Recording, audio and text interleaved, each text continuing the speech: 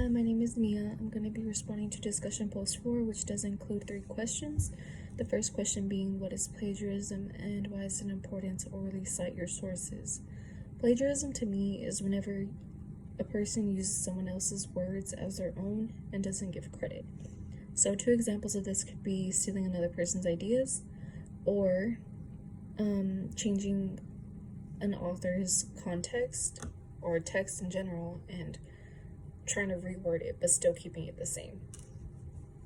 It's important to orally cite our sources in an academic presentation because that way it does give credit when needed, and it also lets the audience know that the speaker's research was accurate and it came from a reliable source instead of being made up. Number 2 would be 2 effective PowerPoint presentation tips that I learned in the video, were that if I were to speak about an object in a presentation, then maybe bringing in the object with me when presenting could help the audience get a grip of what I'm saying, or it does give like a visual aid for them to see what I'm talking about. And if I'm not able to, then a picture could help, or like a smaller version of the object as well. Also, something else that I did learn was the KISS rule, which is whenever we keep it simple when giving a speech. You don't give too much at once, and you don't over rush or cram yourself. It also helps your presentation look clean and simple, and it doesn't, like I said, it doesn't make it look too rushed, pretty much. The third question is sharing two potential presentation aids for my upcoming informative speech. Sorry.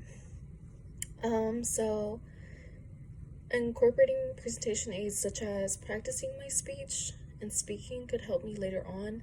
I do get a little bit anxious whenever I present, so I think that practicing beforehand or before giving a speech, recording a speech, whatever the case may be, would be easier for me personally. It does give me time to run at least through everything one time, and to see, if videos are working, audios are working, to get used to the feeling of presenting. Or also, I could also practice like speaking to an audience.